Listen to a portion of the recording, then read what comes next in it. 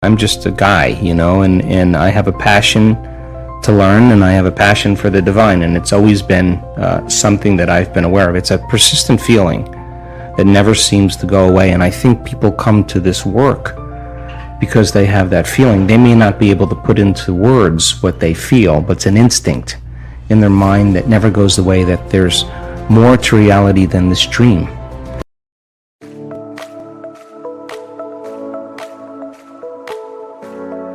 Welcome to Good Vibes. We are dedicated to raise your vibration to make you inspired and make your day. Before we start, hit the subscribe button and the bell button next to it. Enjoy the video. I now know that if I can speak it in a way that nothing is left to conjecture, nothing is left to superstition, nothing is left to dogma. They know exactly what they're doing and why. And the moment you know the what and the why, the how starts to get easier. So I will deliver concepts, ideas, mix different forms of science to create a model of understanding. And I now know that if that person, as I develop this model of understanding, can explain that model to someone else, they're wiring it in their brain. They're installing the hardware.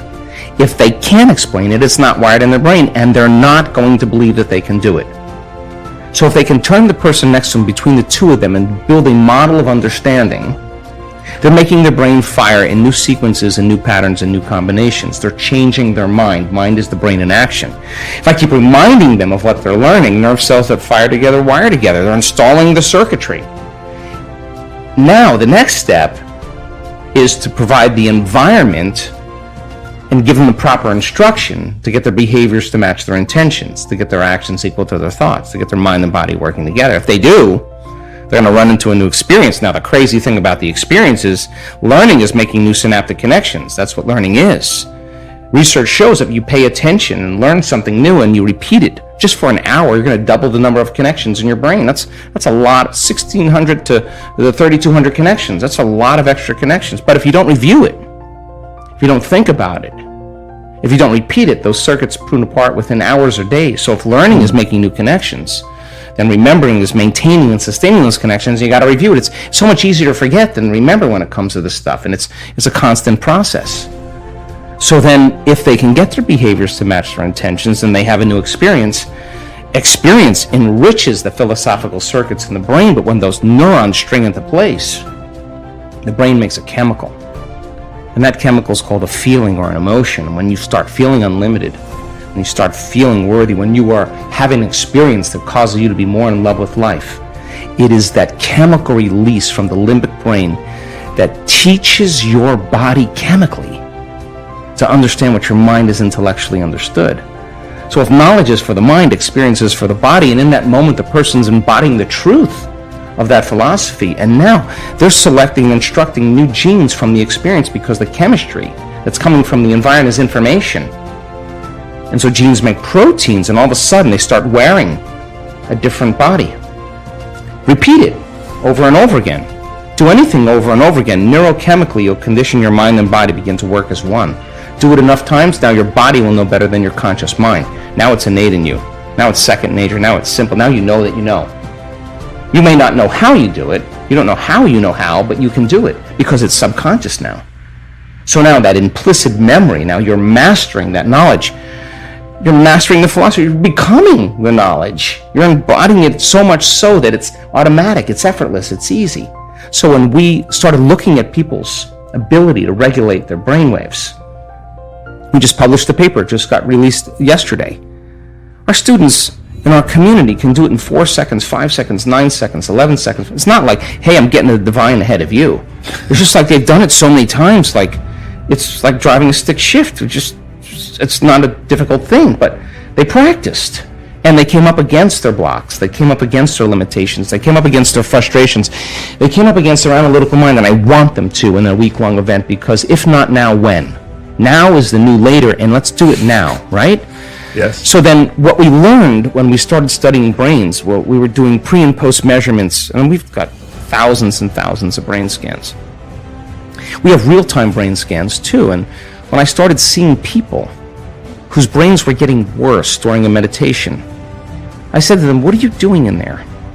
And 100% of the time, they were analyzing their life or themselves within some disturbing emotion. And if emotions are the record of the past, and those emotions are derived from the hormones of stress, they were thinking in the past. And I learned right in that moment that if I got the person past the emotion, cross the river of change with me, forget about the emotion, just keep overcoming it. Forget about the past. Dragging people out of their past is the work. And so when we started studying those brains and we started seeing changes, pre and post measurements, I realized the change wasn't just in their mind. It was actually in their brain. And that we were measuring different compartments of the brain, and when we're living in stress and we're living in survival, when the brain is aroused into those high beta brainwave patterns and we're out of balance and we're trying to predict and control everything in our life, and we're shifting our attention from one person to another problem, to another thing, to another condition. Every person, every object, every thing, every place has a neurological network in your brain.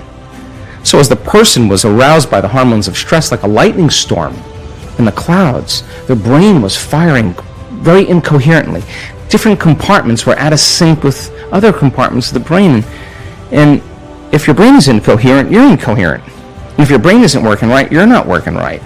So if it requires a clear intention and elevated emotion to begin to change reality, and you have an incoherent brain, what kind of signal are you sending out into the field? Pretty static. In fact, better way to say it is you have no Wi-Fi signal. You're separate. And the hormones of stress create separation. And when you're sitting in a staff meeting and you're looking at that person and you just want to punch them in the head, or you want to throttle them in some reason, or you're angry on traffic and you're turning on those hormones, you're stepping on the gas. But at the same time, you can't fight, you can't run, you can't hide, you're stepping on the brake.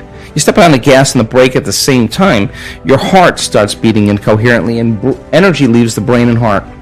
We've seen this so many times. So then, if the thought is the electrical charge in the quantum field, and the feeling is the magnetic charge, and how you think and how you feel creates your state of being, then we got to get energy right into this center right here. Because if you're going to believe in that future that you're imagining with all of your heart, it better be open and activated. And we got to teach people how to create heart coherence. And we have beautiful imagery to show that when a person's heart is coherent, like taking a big sheet and just flushing it, just whipping it like that wave that's created, the heart begins to send profound waves of energy into the brain, and the brain goes into a creative state. So the heart is the creative center. And our heart begins to drive our brain into more alpha patterns, more creative patterns. At the same time, when the heart gets coherent, it's producing an ambient magnetic field up to 3 meters wide. Now you're more wave, less particle. More energy, less matter. You're emitting a coherent signature. Now that energy is frequency. And that frequency carries information. So once energy begins to activate the heart, and you're giving thanks for the event before it's happened, your body's so objective, it's believing that it's happening to you, because what is the emotional signature of gratitude? When you get something favorable, you receive something favorable, something just happened to you that you like, something's happening to you, you say, thank you. The feeling of gratitude, the emotional signature, means it's happening to you, it's already happened.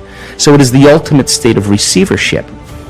So teach a person how to give thanks before it happens, open their heart, and their heart's like a pounding of a drum or dropping a pebble in water, is producing this field. It's that energy, that creative energy, can carry the thought of their health.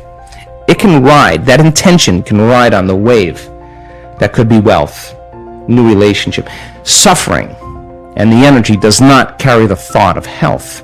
It carries a different set of thoughts.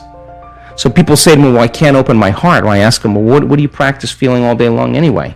Because you're so good at feeling something else, you haven't practiced feeling it. So then, when we teach people this formula, they have to keep overcoming their thoughts, overcoming their impatience, overcoming the programs, they come right up against it. Anything that's standing in the way between them and their connection, they got to do business with it. And so as they start removing those veils, those masks, those layers, and they start crossing that river of change, and their heart starts to open a little bit, and they feel a little bit more, and they feel a little bit more, and their brain is coherent. Now they have a coherent brain and a coherent heart. The balance between the two is an exchange of information that's not coming from out there, it's coming from within them. And now they have a Wi-Fi signal. And now they're connected. When your heart opens and your brain is coherent, you feel connected to something greater. You don't feel separate any longer. So then, can you then get so good at it that no person, no condition, no experience in your life is going to move you from it? That's the name of the game. That's the Wi-Fi signal now. And so now, whatever you broadcast into the field is really your experiment with destiny. Not for the whatever you get, but for the fact that you created it. That's the fun part. And then, so many people, I have people in our work that created so much wealth. The first thing they did? They gave it away. Well, of course they would, because they now believe they can create it again. So now what? Now you just get good at giving. It's no longer about that. What do you want? You're going to get that car, and then you're going to be like, I'd rather drive the Mini. I don't really care about that whatever car. I'm just happy with what I have. So when you're at that point where you're so whole that you don't care what people think about you, when you're so happy with yourself that you're free, you don't care what you look like, you're just happy with you, man, that's freedom for people. That's so much freedom. So it brings me great joy to witness transformation. And that formula then, I always tell people, don't work on your healing. Work on learning the formula. Once you learn the formula and get it down, the healing will be the side effect of your personal change. I really hope you loved this video and it was helpful. So please help me make it more popular by giving your thumbs up, commenting it and sharing on the social networks with your friends. Before we start with complete the quote challenge, hit the subscribe button and the bell button next to it. As you see, most of you guys that enjoy my videos are unsubscribed. So subscribe and don't miss my new videos. And now it's time for our daily complete the quote challenge. If you are new to this, your job is to complete the inspiring quote we choose for you and write the correct answer in the comments below the video. If you can give us the right answer first, you're the winner of this daily challenge. In the previous video, we had a quote that belongs to Joe Dispenza. We were looking for two words. The quote goes like this: "We cannot create a new future by holding on to the emotions of," and the correct answer was the past. So we cannot create a new future by holding on to the emotions of the past. Congratulations to everyone with the correct answer, and to everyone who tried but didn't guess the answer. Today we also have the quote from Dr. Joe Dispenza. The quote goes like this: "When you believe in yourself, you believe." So we are missing for two words. If you know the correct answer, write it down in the comment section. Even if you're not sure what the correct answer is, try and guess, and find out the right answer in the next video. If you like this video and our challenge, give your thumbs up and share it with your friends. Spread the word. And don't forget to subscribe and hit that bell button. By doing that, you'll get noted when my new video and new challenge is out. If you really like what we do here and want to support us, you can join our channel and our community for a symbolic fee and gain many other additional features. You can also support us by giving thanks under the video. Stay good and have a great day!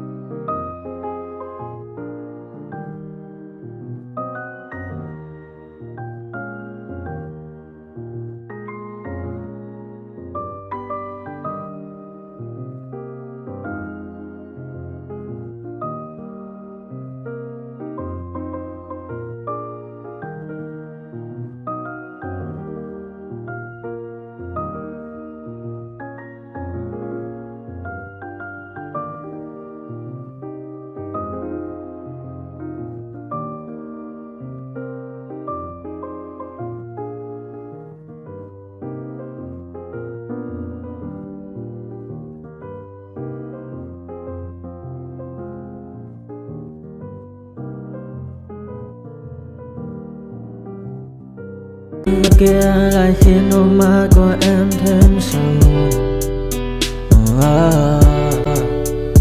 Vì sao em đi không để lại lý trí, chẳng để lại anh khi nước mắt còn rơi.